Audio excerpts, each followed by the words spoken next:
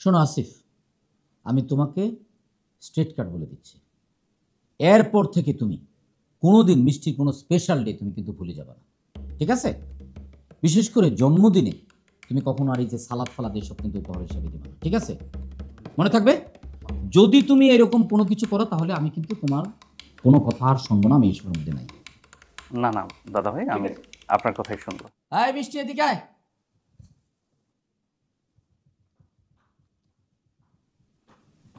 আসছিস? শোনো আসিফ, আমি তোমাকে স্ট্রেট কাট বলে দিচ্ছি, এরপর থেকে তুমি কোনোদিন মিষ্টির কোনো স্পেশাল ডে তুমি কিন্তু ভুলে যাবে না, ঠিক আছে? বিশেষ করে জন্মদিনে তুমি কখনো আর এই যে সালাদ ফালাদ এসব কিন্তু উপহার হিসাবে দিবে না, ঠিক আছে? মনে থাকবে, যদি তুমি এরকম কোনো কিছু করো তাহলে আমি কিন্তু তোমার কোনো কথা আর শুনবো না, আমি এইসবের মধ্যে নাই। না না দাদা ভাই, আমি আপনার কথাই শুনবো। দাঁড়িয়েছিস কেন? বস। ওমা, তুমি না একটু আগে বললা যে আমার কথার সময় ও থাকবে না, ওর কথার সময় আমি থাকবো না। আমি আসছি, ও যাবে, তারপর আমি আমার কথা বলবো। তোর আর কি কথা শুনবো? তোর কথা তো আমি সবসময় শুনি, তোর কথা তো আমি জানি। আমি না শুধু, এই কথা তো বাড়ির সবাই জানে, হাজারবার শুনছি। বস। বুঝলাম না। মানে বোঝার তো কিছু নাই, আমরা জানি। এখন আসিফের কথা শুনে আমি যে সিদ্ধান্ত আসছি সেটা তোকে বলি।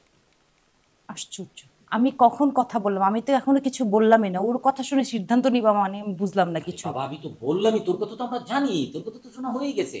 আসিফ তো আমাদের সাথে ছিল না, আসিফের কথা জানতাম না। এই আসিফের কথা শুনলাম, এখন তো জেনে গেলাম। এখন আমার সিদ্ধান্তের কথা কি শুনতে চাস নাকি শুনতে চাস না সেটা বল। আচ্ছা বলো। আমি সিদ্ধান্ত নিছি যে আসিফ কিছুদিন এই বাড়িতে থাকবে।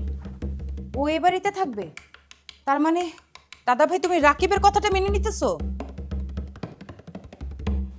কোন রাকিব? কি রাকিব? রাকিবকে আমি পাত্তা দিই নাকি? শোন, আসিফ আমাকে অনুরোধ করলো এই বাড়িতে কিছুদিন সে থাকবে, সে চেষ্টা করবে তোর মন জয় করার জন্য। তোর যে এই যে কঠিন পাষাণের মতো যে তোর যে হৃদয়টা আছে এটাকে জয় করার চেষ্টা করবে। আমি ভাবলাম যে এই সুযোগটা দেওয়া উচিত। কিন্তু আসিফ, তুমি যদি এই সুযোগ কোনোভাবে মিস করো তাহলে তো আমি আর তোমাদের সাথে নাই। এর বিষয়টা কিন্তু আমার একটা শর্ত আছে। জি, কি শর্ত বলেন?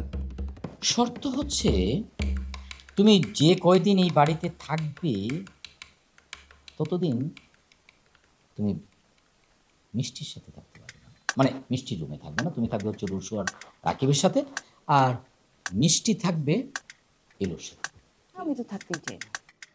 কি কি বলেন দাদা ভাই? আমি এতদিন পরে এই বাড়িতে এলাম, আমি আমার বউয়ের সাথে থাকবো না, আমি দুইটা ছেলের সাথে থাকবো? এটা কেমন কথা? এটা তো আমার সাথে অন্যায় হয়ে যাচ্ছে দাদা ভাই। মানে অন্যায় হয়ে যাচ্ছে, তুমি মানতে চাও না? না তাহলে ঠিক আছে, তাহলে তোমরা যা সিদ্ধান্ত তোমরা নাও। না না না দাদা ভাই কি বলো, আমি তো এটাতে রাজি। আমি তো থাকতেই চাই না, এর সাথে কে থাকবে? হ্যাঁ, তুমি এখন তোমার সিদ্ধান্ত। তুমি যদি মনে করো যে না তুমি আমার এই সিদ্ধান্তে তুমি রাজি না, তাহলে তুমি তোমার মতো করে সিদ্ধান্ত নিতে পারো, আমার কোনো আপত্তি নেই। না না দাদা ভাই, আমি আপনার সিদ্ধান্তেই রাজি। তা তো হয়ে গেল, ঠিক আছে।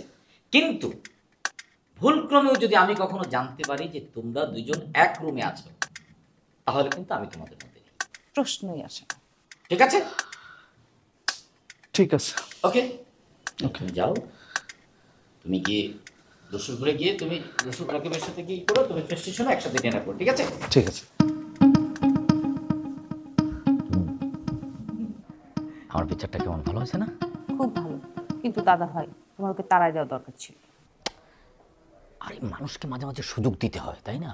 ও যে ভুলটা বুঝতে পারছে, ও তো সবসময় তোর কাছে মাথা নিচু করে থাকবে, এটা একটা সুযোগ না? ওটাই তো। যা তুই যা, ওর একটু খোঁজখবর নে, ও ফ্রেশ ট্রেশ হচ্ছে কিনা, যা। আমি ওর খোঁজ নিব? ইম্পসিবল, আমার এত টাইমই নেই। আরে বাবার সিদ্ধান্ত হলো কি যে এক রুমে থাকবি না, কিন্তু ওর খোঁজখবর নেবো, আমাদের বাসার গেস্ট না।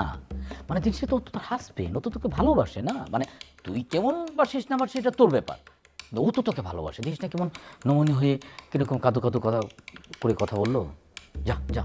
ঠিক আছে, কিন্তু দাদা ভাই তুমি তো রাকিবের ব্যাপারটা দেখলে না? ও যে আমাকে না জানায় তোমার। রে বাবা রে, রাকিবের ব্যাপারটা আমি দেখবো, কোথায় কোথায় খালি রাকিব, আমি দেখছি তো। তুই যা এখন, যা। ঠিক আছে, মিষ্টির সুইট দাদা ভাই।